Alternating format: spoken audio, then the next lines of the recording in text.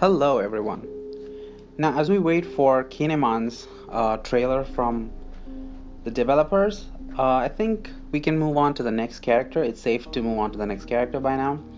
Now that Kinemon is confirmed, so we all can be rest assured that the remaining two characters that were data mined along with him are also pretty much confirmed at this point. Now if you clicked on this video and you don't want to be spoiled, it's a little too late, but you can still click off the video right now because in this video we will be going over O-kiku and some manga spoilers. So if you're an anime only, you might want to not proceed with the video, but if you are okay with spoilers, then you can just proceed with the video. Now anyway, we need to look into O-kiku because we know that O-kiku is one of the characters in this DLC Samurai Pack. It's called the Samurai Pack, and O-kiku is probably the next one to be revealed, and the last one is of course Oden. So a lot of people on Reddit and Twitter were not very happy with O-kiku, and I was one of them, so I can understand why.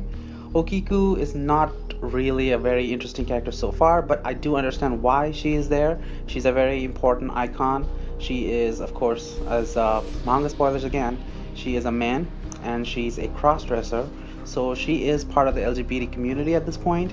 So it's a very important representation, so I appreciate that. It's very good. Now as for her abilities, really nothing much is known. She's a swordsman, of course, and she's a very powerful swordsman. As you can see in the latest last chapter, she was able to pierce Kaido. She can do some damage. But we need to know more about O-kiku, like will she play? Like how is she supposed to play in the games? Will she be a generic swordsman like most of us fear? Well, here's the thing. We have a little bit of information about her. Kinemon is Foxfire Kinemon. Well, O-kiku also has her own epithet. O-kiku's epithet was revealed in Udon. Her real name is Kikunojo, Kikunojo of the Lingering Snow. So what does that mean? Because Kinemon is Foxfire Kinemon, he has fire. He has the ability to cut fire, manipulate fire, and all that stuff. And we can see that his moveset is all about fire. Kikunojo or O-kiku is the Lingering Snow. So it's kind of fair to assume that her ability is going to be revolving around snow or ice or frost of some kind. So I can see her actually using abilities like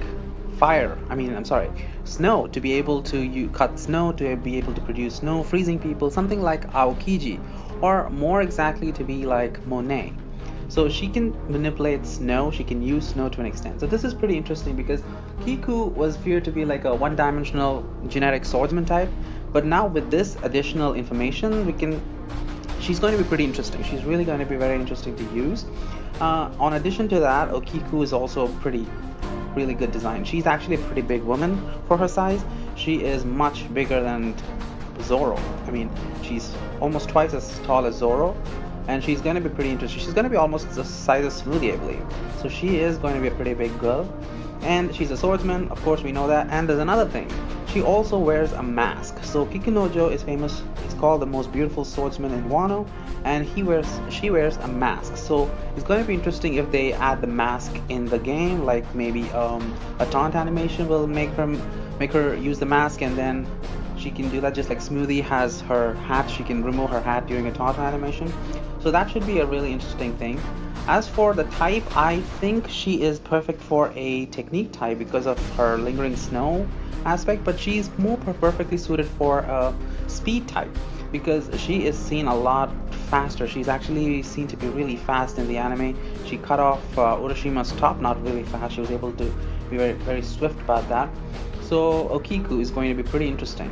So if she actually does manage to keep her snow type abilities based on her name, which we're just assuming at this point, she is going to be a really interesting character to play. She's not going to be one of those generic swordsmen that we all fear.